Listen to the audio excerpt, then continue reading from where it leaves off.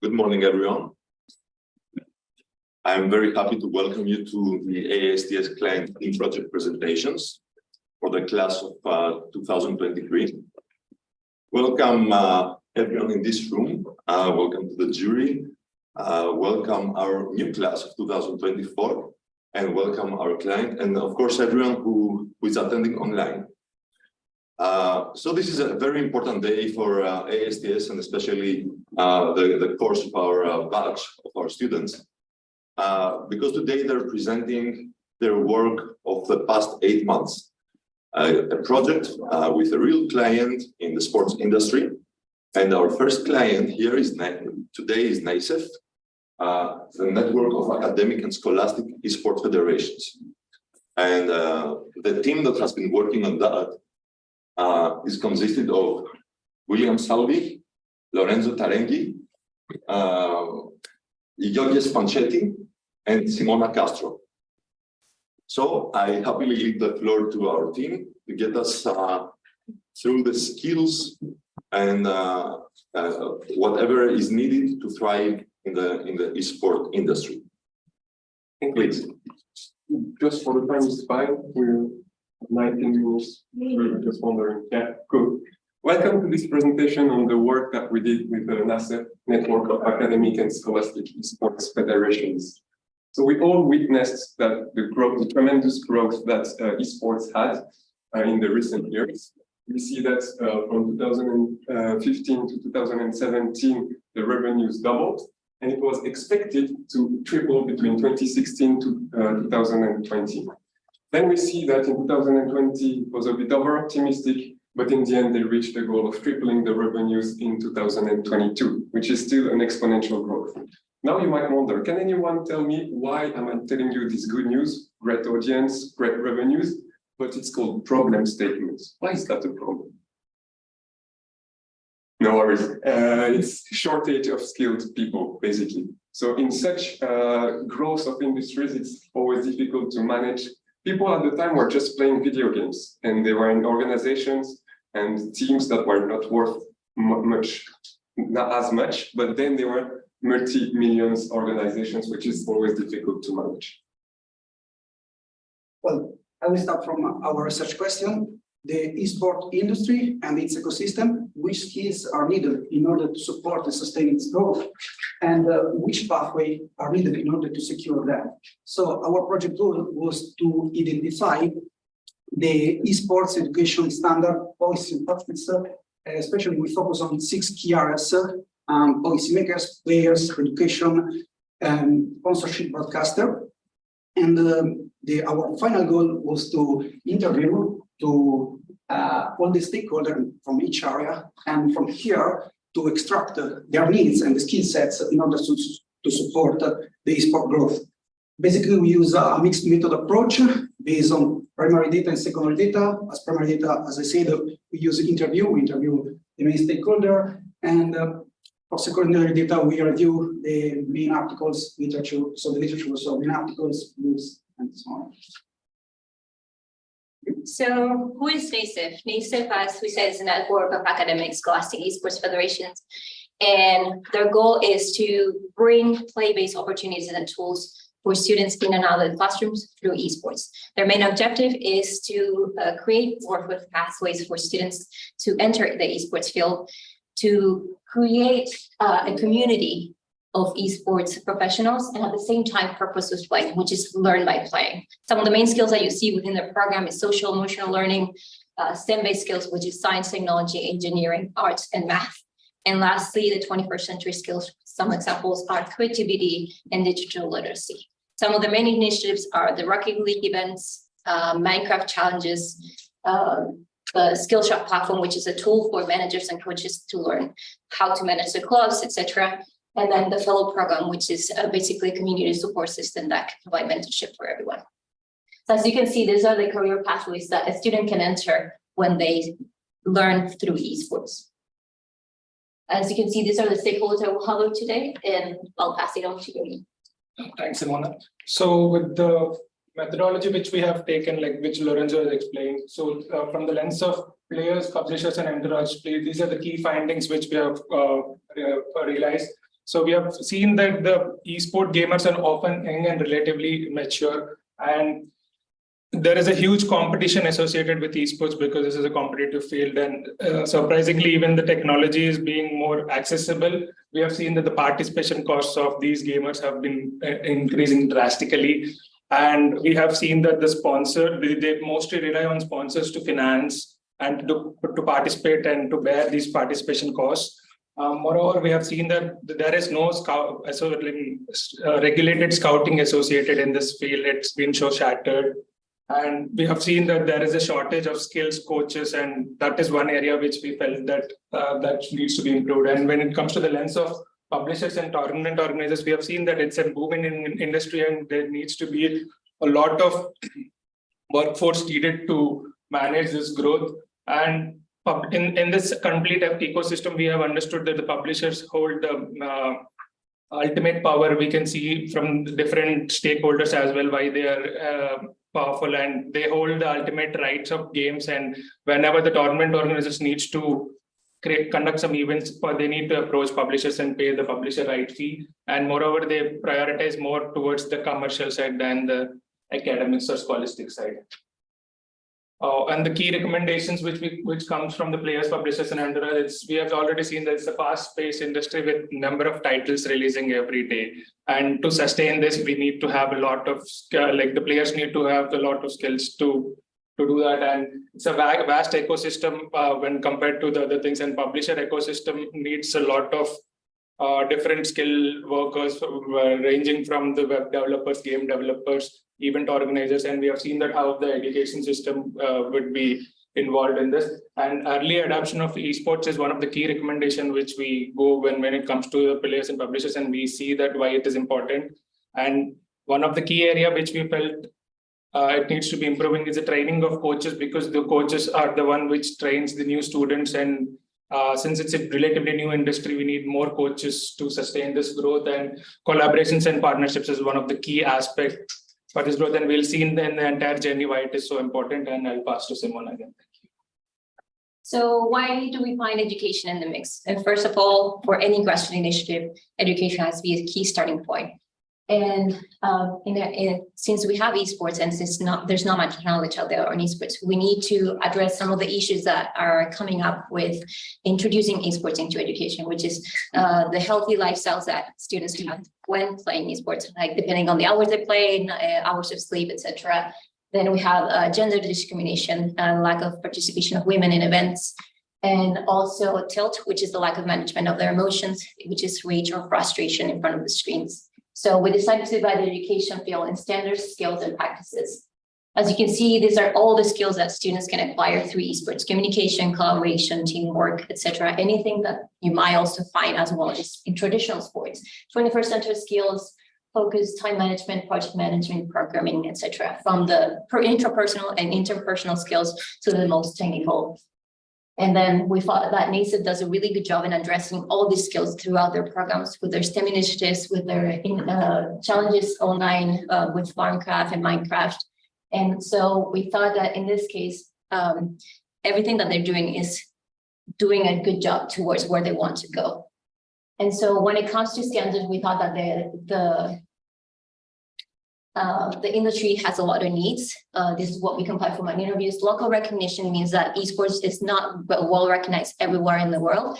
And so for us, our recommendation was to strongly have NASEF continue providing the social value that esports can bring into communities, as well as create the need for esports professionals in the field. And so at the same time, try to influence with the economic power that esports can bring to a community, as well as the increase in soft power, which is what has worked in some other organizations across the world. Certified programs, we thought with local recognition, certified programs is going to be a transition to actually implement worldwide, and it's actually going to satisfy this need for professionals in the field.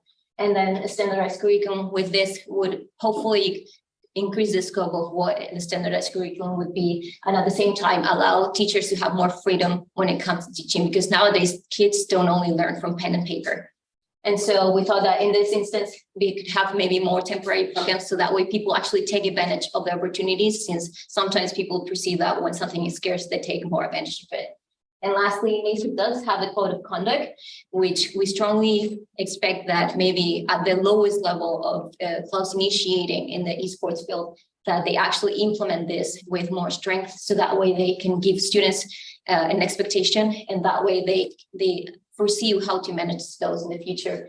And at the same time, this has to be adjusted to the different realities of the different communities. So why do we decide to analyze the standards as is? Because we are collecting information right now, and we want to be able to bring the needs that we compiled through our research into the proposed framework that NASEF has. But we actually utilize their proposed framework to actually build the interview questions for interviews in education. Lastly, for me, we have the practices. There's a lot of practices in the field, but the ones that we select is a game selection. There's a lot of limitation in terms of what games schools can actually access to, depending on the limitations in the state level, for example. There's a lot of restrictions sometimes in recruitment, since schools can access a certain game, they cannot be recruited for specific games. And therefore, we provide a suggestion that maybe just increase the awareness of the different limitations across different states. For partnerships, we found out that there's a lot of increasing credibility in esports through public partnerships. And so we thought that that would be a strong recommendation as well. There's a lot of lack of funding and lack of infrastructure for esports. And therefore, we suggested that NASEF could actually help schools come together in collaboration to bring their coaching skills, their infrastructure, and their spaces to actually share with other students. And then we have session structure. We thought there was a lot out there from the interviews that we collected from students just doing whatever they wanted into class. And so we decided that maybe giving more feedback to teachers and giving them maybe examples of set of structured sessions, so that way they can guide themselves through a session. And lastly, implementing more mentoring into the actual sessions, so that way they can, provide more feedback to students. We thought that choosing the roles, when students get to choose their own role, they understand who they are and what they want to do in life. So we actually thought that was a really good initiative in the first place. And lastly, in terms of recruitment, there's a lot of recruitment strategies out there for esports players and students. And we just thought that at the same time, NASEF maybe can do a better job at addressing our universities, and that way make the information more available for students on what opportunities are out there and what pathways they can follow through education. We know that there's a lot of communication with universities, but we would like to see this information more at the public level. So now switching a little bit more to the business side, we can see that sponsorship is going to be extremely impacted with what NASEF is doing in education. So as we saw from Yogi, there's a lack of involvement from the developer side. The business model that professional class have is unsustainable because they depend highly on sponsorship. 74% of the revenue comes from sponsorship, which means it can come in form of in-kind or monetary, and it's not usually the latter. And so we also have a lot of professional prejudice towards esports-specific programs, rather than organizations hiring esports-specific program people that have their degrees. They tend to hire from high-level institutions, for example, in the United States. We have a lot of traditional professionals at the senior level, which means that we have professionals that don't have a knowledge on esports, and it might take them years to grasp on what esports is and how it works. And this affects endemic and non-endemic sponsorship. Non-endemic means that there are brands that come from outside the market into esports, and they want to develop themselves in the market. And so there's a lot of miscommunication here because they don't know how to actually address the market. And lastly, we just want NASEF to continue doing what they're doing. It's a really good project to actually help bring the early adoption of esports into the field, to bring the knowledge and to bring the gaming experience into the sponsorship market, so that way they can generate more revenues. Thank you. So now the key findings on media and broadcasts. So we have a tremendous opportunity for the traditional TVs to enter a niche markets where esports people, esports organization and followers, consumers are very passionate, and that can be a lucrative way to come, because now the potential is not fully taken. It's also an opportunity for esport players and organizations to have another revenue stream, because we know the media rights are, again, very lucrative. We can go to industry partnerships to do that, to have esports people, esports students going to have hands-on internships into traditional TV organizations. Then let's move to the challenges. So high barriers to entry, it's not only technical, by the way. High barriers to entry because it's a niche market, they have their jargon, they have the consumers have their habits, free to view model, mainly freemium model with Twitch and YouTube. So it's really not easy for traditional TVs to enter into the game. And technically it's very difficult because broadcasting 60 players at the same time playing Fortnite, catching the right action at the right time, maybe it can be no, not maybe, it is definitely difficult. Consumers' behaviors and understanding, so push and pull factors, which are conscious or unconscious factors on why people will consume and why people will watch esports. It's very, very, very important to understand. And on the broadcaster side, to focus on marketing and sales, focus on storytelling, emotions creation, pre and post-match analysis and reactions, staying on what they are good at and not trying to do something different. And finally, youth and senior management. Young people know much more than senior management at the moment, but still the decisions should rely on senior management. So it's very important to empower young people, but not too much, to put too much pressure on them. We can move to the recommendations. So those are the essential media rights areas. We have industry understanding, business acumen, relationship building, and technical. Those are the pathways, if we may say, to have a successful people towards media in the esports. So we took, based on those, the skills, we extracted the skills and checked and analyzed if it was applied by NASEF in the curriculum that they are suggesting to institutions, education institutions, and we see that gaming is clearly what NASEF does. So we have a green mark here. Let's focus on where we have recommendations now. So the niche market understanding, maybe they could suggest a class on that, saying, okay, we are in a niche market at the moment. Maybe we will remain in that niche market. So what do we do? But how do we behave? How do we maybe compare to other niche markets? So that could be interesting to have a class on that. Then innovation and modern technologies, it's more related to Web3, blockchain, and AI, not only media and broadcasts. So it would be interesting also to have an introduction because it's the future and it's still very early. So that's why an introduction is maybe more appropriate. But to have what is decentralization? What is blockchain technologies? How do we secure through a blockchain, smart contracts, and also coding with AI that can be different solutions. Then mass adoption creation. This is linked to niche markets. So how to come out of this niche market and how to behave to come out of that and suddenly come to the Olympics, for example. And finally, strategic partnerships creation. NASEF has good relationship with Skillshot, which is a broadcaster in the US. Could be even more important to build on those partnerships and create other business partnerships because they have a lot of partners in education. But in business, it could be a bit more advanced with ESPN or DAZN, for example. Thank you. I will give to Lorenzo. Well, so yes, the first things that we discovered as soon as we approached this subject is the fact that the global industry lacks, the esport industry lacks a clearly defined structure.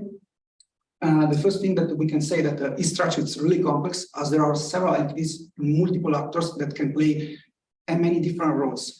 The most important one are the publisher. They are right holder, so they are the actor that they can say who and how can use their product. So they have a dominant position within the industry, and these create several, let's say, issues. The most important one is the fact that each publisher may adopt its own policies and these can lead to a fragmented structure. This fragmentation has further increased due to the fact that in the recent year have been a huge interest, a huge increase in the establishment of national and international federation, as well as a growing interest in the government to intervene to facilitate the governance. However, due to the fact that this approach, there is a lack of global coordination, and these have further increased the fragmentation. Before moving on, it's important to note that the traditional sport is completely different from esports. This federation and the government, they try to replicate, to take the knowledge from traditional sports and to try to, let's say, copy-paste in the esports. However, as we will say, this is better to avoid. So this fragmentation poses challenges in terms of regulation and standardization. And as well, the growth of the industry poses integrity risks such as gambling, doping, match fixing.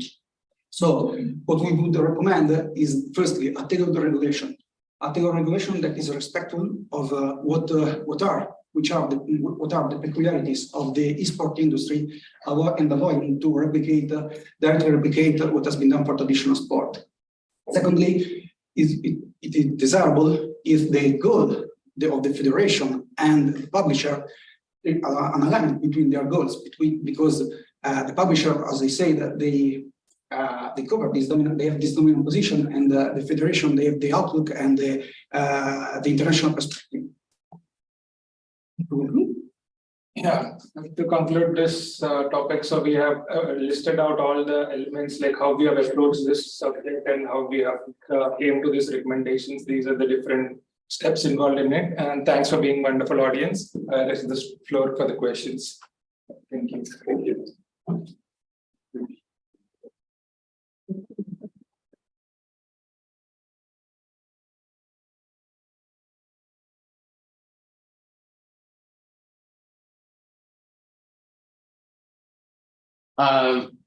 Gerald Solomon, founder, executive director of NASEF. Thank you so very much to all of you at AISTS and especially the research team. Your information has been incredibly valuable. I spent most of the weekend reading through the report. I liked some of the affirmations, obviously, and you have used a couple of terms and addressed a few issues that I'm not quite sure I understand. You have repeatedly used the term niche market. I look at it more as a nascent market, because if you look at numbers and even the data you provide, in 2017 alone, at the World League of Legends Championship, there were 40,000 people that filled the stadium. They bought their tickets, they sold out in less than 3 hours, and they had 57 million people online who watched it. I don't see that as a niche market. I see it as a nascent kind of developmental market. Is that just a language issue, or am I missing something? So the term niche market was used by people that we interviewed, and basically, in my opinion, it was really a niche market because it's maybe a community. It's really a community, strong community, and it's basically not the same type of people. But yeah, you're right. They fill stadiums. We have millions of viewers on YouTube channels and Twitch. So I was not always sure about niche, but still it's the same type of people. And I think if we might go to the Olympics, that's why it's maybe a niche, because still to have everyone watch that's more difficult. But maybe your word nascent would have been maybe better. But we use that because the professional that we interviewed used that word as well. Totally agree also on your side. Yeah, it does make sense. A second topic that has come to mind to me is, as you referenced, there's really not a clear understanding of what is esports. Some people compare it purely to how do you define a traditional sport. As we know that the market for, especially in the revenue market, for traditional sport has been decreasing. If you look at the average ages of season ticket holders, for example, for NBA and NFL in the United States, the average season ticket holder is 54 years old. The average audience for esports is between 16 and 20. A huge difference in who the audience is. How do you see the potential integration of esports into traditional sport? Is it through a conversation with the IOC? Is it an independent kind of sports vertical? What do you see as how can that work and look? So to approach this question, the IASF is one of the federation which is handling the sports segment, and it does not have any scholastic side till now, and NASEF is the first one to enter into this. So maybe IASF can set some rules comparing it with other federations which have approached, but it can't be the same straightforward answer, like you can copy the same rules from it and do it. But it has to be a tailor-made thing and which suits the specific market based on each sector. If I may, it's also going through media again, because now media organizations, traditional TV organizations, they are exactly focusing on people 40 to 60 years because they have the purchasing power. And they really focus on that. And that's interesting. And maybe there also should be a shift, maybe to see what are the needs of the younger generation Alpha and generation Z. So maybe it's also from the business side also to see what are the needs, understand the needs of younger people and involve them in that. And that's where maybe we can have that growth that you mentioned. And Yeah, I really like your conversation around media. It's not something that we've really spent much time thinking about. Media tends to have an ROI based upon eyeballs that watch and sponsorships that pay for that. In the esports world and industry, revenues generated through skins and fees and costs within the game play itself. I think you made reference to the fact that there are opportunities to monetize even further within the game. Could you elaborate a little further on that, please? so yeah, monetization through the game, you mean, right? Yeah, because ultimately, if you want to get to media and revenue beyond just sponsorship, which is not sustainable, I'm trying to dive deeper into some of your thinking around what are some of those ROI, return on investment verticals that you're referencing. Okay, so basically, what I can say is if we have more people watching from the TV, there will be more TV rights. But the problem is that they cannot make real the connections, the traditional TVs. So it's also the interactivity that people are waiting for. I'm not sure I'm answering your questions, by the way, you tell me. But You're doing great. Okay. It's basically involving the youth, involving them and with interactivity, etc. And with that, if they can also provide sponsors, that would create, of course, revenues. Having advertising would create revenues, and that's the way with the media rights it will evolve. But Yeah, traditional media is very much unidirectional. yes, You pay and you watch, Mhm. whether it's in a movie theater or a television, whatever it may be. In esports, it's immersive. You are a part of the experience and you pay for that part of the experience. And how you get there is still unknown. I mean, we don't know how to think about that yet. maybe we could consider metaverse. That's also part of the advanced technologies that we described. It's basically linked to Web3 and metaverse is also with AR and VR.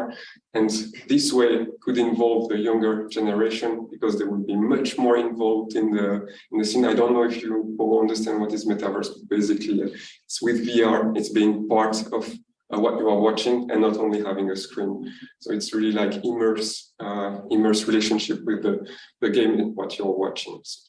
Yeah, and that was the last part of my questions or comments, and that is, I really think that component, Web3, the metaverse, is really the potential future of engagement and revenue opportunity. That's what students and people in esports really like to do, is they like to be part of. They just don't want to observe. And I think that opportunity, but that part of technology is still evolving.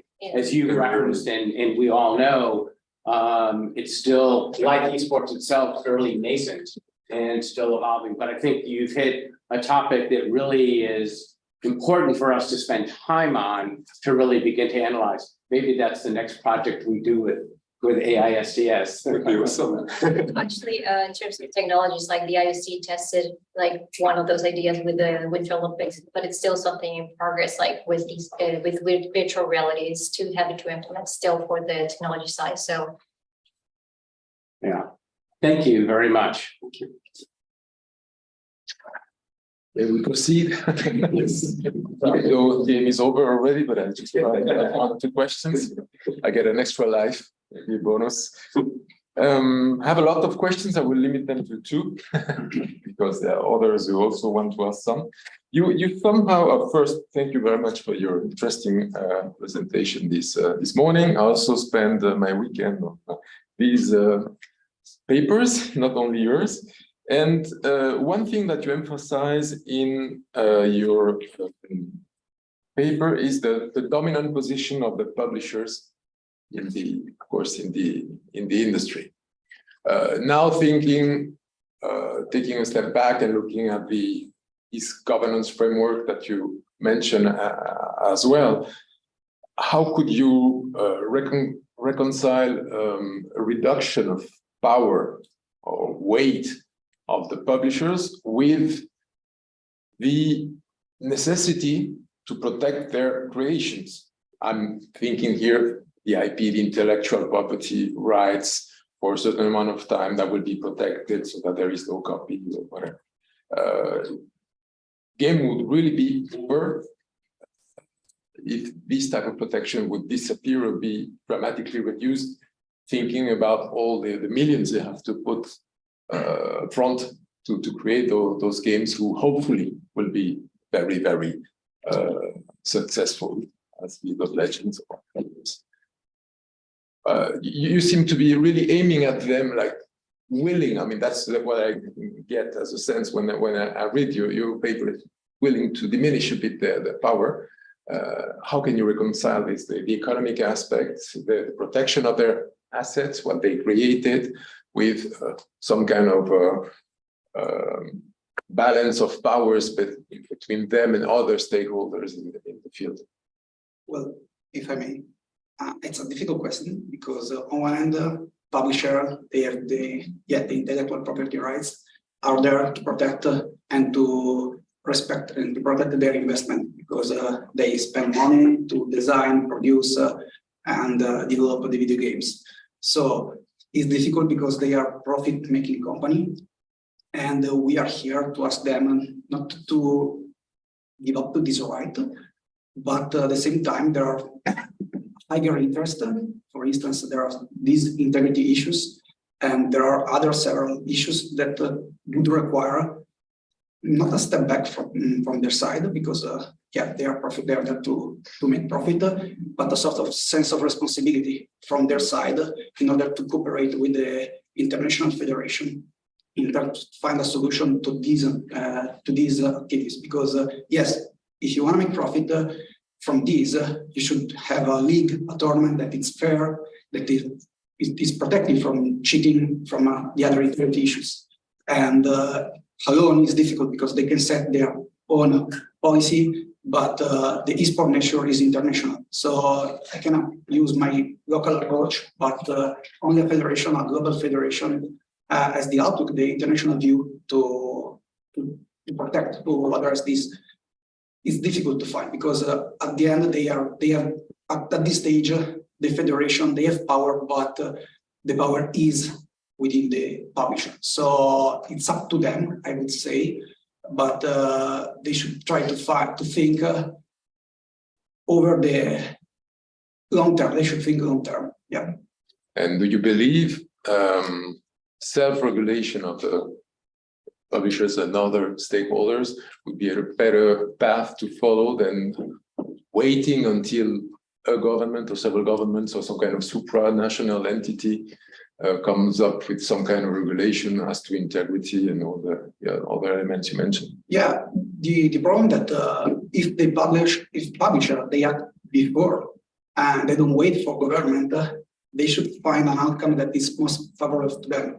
If they wait that a government, maybe it will take years, but maybe the final outcome of this government entity will not so favorable for them. So maybe it's better from this side to act now before the government and try to find a solution with the international federation. I mean, it's difficult because, as I say, that the first mistake is replicate what has been done for traditional sports. However, there are some examples that could be successful. So I think that the international federation, they could have a really important role in this industry. However, they need sort of limit the cooperation for the publisher. But yeah. Okay, very last sub question on this, on regulation as a whole. You also mentioned like twice or three times the fact that you would like to see some kind of a regulation of the player contracts and rights. Is it the case in traditional sports that you have such limitations, or isn't there contractual freedom, and should there be a different system in esports? So it depends more. It's more on the nature of the game. Some games are quite addictive, and they have an age restriction. And if we don't regulate those instances, then people can onboard it at an early age, and they might get addicted. And the nature of game can disturb their mentality. So it is advised that in view of the people's thing that we set up a good regulation system, at least to see how many hours they need to play and all, and when they can onboard into this game, and that is the thing which we are talking about in the project. Isn't this a matter of public policy, where each state wants to have a say on, for me, 12 years old is enough, or I need you to be 16 to be authorized to play? Isn't it something that should not come from the private industry? So nowhere it's regulated till now. Like it's up to the state. Like some states have banned some games, some countries have banned some games. So it is based on the regulatory system which is acting upon. So there is no standard thing. Like there is no yes or no. Some people just go. Even though there are restrictions, they can just download it and play. But this is a safer approach so that more people can enjoy the actual game and get onboarded onto it. Is what we wanted to say. The use of a VPN is. So now game over for me. Thank you. Thank you. So thank you everybody for the presentation. It was very interesting also for the report that I also read on Saturday. And I spent a little bit of time on this. It was very rich because it's really full of information. And I wanted to focus on the education part. I think this is the part that could also be tied to NASEF. So I think there gives a lot of, let me say, not ideas, but anyway, element of reflection. And the one that I had is the following. So I was thinking of how to reconcile, or anyway, to find a way to put together traditional sport and e-sport in education. So if you see, how do you see this integration? Let me check. A little bit, and then I have one provocative question, but I will ask you after this one. Well, like you're probably aware of the esports week that the IOC is doing. They have this hybrid method of like implementing sports, but at the same time playing online. So that's one way to go. But at the same time, I think there can be new ways for actually schools to develop and come up with new ideas on how to use these games. You know, we have it a lot. Everyone has heard about the Wii sport and how playing. You could do that competitively, but we need to remember that esports is the competitive side of gaming. And so that's one thing that needs to stand out. But at the same time, it has to be open to new ways of introducing information. And that's where education plays a key point. And so let's try to put it, let me say, into practice this. Okay, that's a provocative question.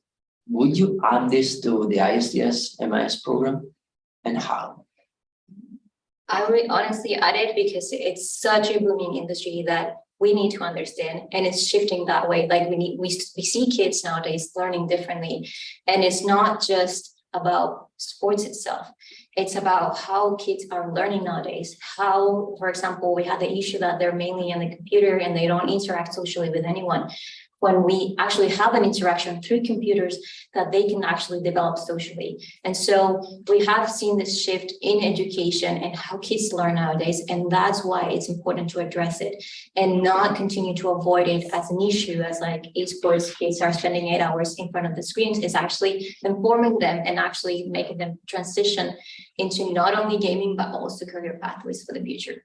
So you would see maybe some of the ISTS MIS module turn into e-game tournament or something like that. So this food for thought, food for thought. Okay. And also business-wise, because ISTS is a business sports school, and we saw that business-wise there is lot of potential that is still not maybe all fully taken. So of course, it will be looking in the future and being maybe again a pioneer in that direction. An element to differentiate the offer, of course. Yeah, definitely. Okay, thank you. Okay, so thank you so much for your presentation, especially for me. It's really interesting to know the education aspect because I'm working for the CC Sports Federation for 3 years as a human rights officer, and then I try to analyze the esports industry. But as you mentioned, that the esports industry is really complicated to understand. And then even if I discuss with the president of other international esports federation, they also say that it's too difficult to understand. So for you, I imagine that it's really difficult to write this paper. So that's why. But also, if you try to do something, at least some research for the esports industry, everything is variable. And also because of you, I also can know NASEF at this moment. So that's why it really good for me. So I want to ask you one really simple question, because you mentioned in the research question in your paper, you try to identify global standards, but I did not hear yet which kind of global standard do you identify. So do you have any examples of the global standards, policies, or some others, or the conclusion is that you couldn't find anything? Okay. So we did find a lot of standards coming from the European Union, and that's what we try to implement. And the report mostly, there is no such thing as a global standard so far. There are sort of like practices and policies that can be implemented, but there's no such thing as a global standard so far. There's different ideas, different practices across the world, but there's not one method. Okay, so that is for me, that's European Union's resolution is just only for the European Union. So it's not for the non-Europeans. So that is the problem. But in fact, in esports society, we already have one global standards, which is created by I forget the exact name, but that is called Software Association, based in the United States. They already created the principles of esports, which can be applied to the esports publishers that agrees to follow these rules. And yeah. At the same time, that's what I mentioned, like there are several standards, but it doesn't, at the same time, the problem is that people don't follow the standards. Like we don't have developers collaborating nowadays with what esports is doing. We have very few publishers that actually want to contribute to creating communities for esports and so on. And that's the main issue. It's like how we say, like, for example, music has a code of conduct, but clubs don't necessarily apply it. So it's like we have rules, we have standards out there, but the problem is like people are not willing to implement those. And the issue is not whether there is standards and whether they work, it's whether we teach them how they work and they know how to purposefully sustain for the future. So okay, so my point is that it's really difficult to apply global standards because of some oppositions to the the esports publishers, some other organizations, some others. But do you think that it's going to be possible to create one unified organization to create standards to apply this society concerning education? I think that's just not NASEF is trying to develop such things. But do you think how to manage the oppositions? well, the opposition comes mainly from the developer side and from like the old-fashioned, gamer community. But at the same time, we think that developers can do both things. They can collaborate and at the same time do their profit-making side. And so at the same time, it has to be a way. And there are a few publishers that do this, that do want to contribute and they do want to be part of the grassroots initiatives. And that's why our main statement was that their lack of momentum is actually what's impacting in the industry. But that's necessarily why we propose that they can be, and that these are the certain benefits that they can achieve through their contribution. Okay, so it's clear.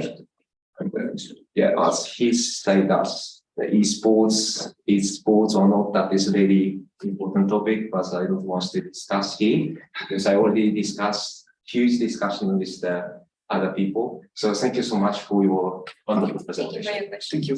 Thank you. Thank you, group. Before we close, I would just like to turn to the audience today, and I believe we have at least one question in the audience. Devon, please go ahead. I have a lot of questions because this is kind of like, I've been following esports since like the professional league. It's kind of like gold standard right now, I would say, for esports. There's a couple of games that really dominate the industry, but right now, Riot Games and the investors they have over from China kind of are setting like what is happening. Do you think it would be more beneficial, because there's so many games. We have esports where there are guys that become professional drivers, like that movie Gran Turismo that came out and things like that. I think it would be more beneficial to maybe work and choose one specific publisher and work with them to establish like a gold standard and then take that to these other publishers.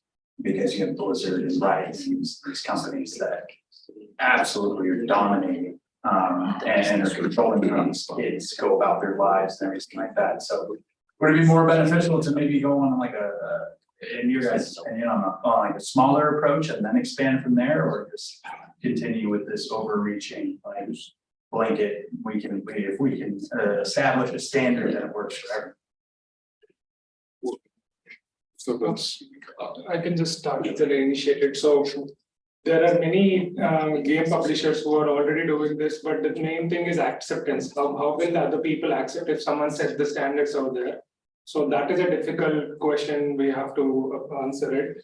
And I think people right now are like collaborating with the big publishers and they are trying to do, but the major question is how do they take this framework to other publishers and make them accept, because when the publisher gets involved, it's more about commercial things and it's always about themselves. So even if we work with the good publisher and create the standards, we never know if it would be helpful to this in terms of the society view, because they will be more on the commercial side. What I'm going to say.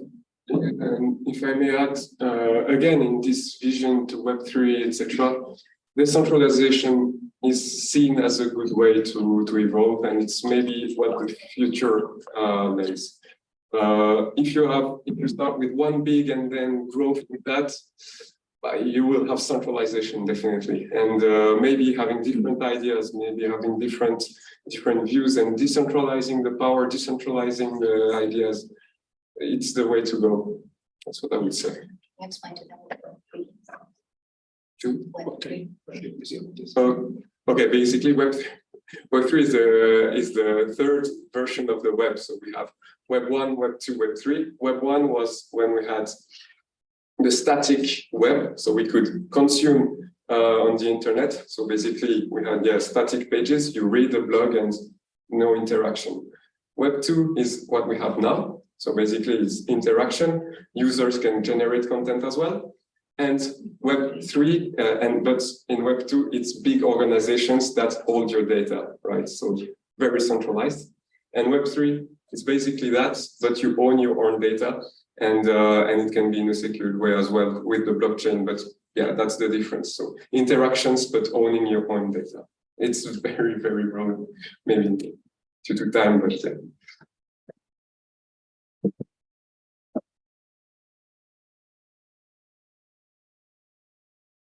Another question? We do? Or you don't have time? Okay, then I'm sorry, we need to close, but definitely the group will be available for questions on a more personal note. I would like to thank you very much for your presentation. Thank our jury for the questions, for the challenging questions, I would say. Thank the client, Mr. Gerald. Thank you so much for being here and for offering this opportunity to the team to explore this topic. And thank you all for being here and participating, attending and making questions. thank you.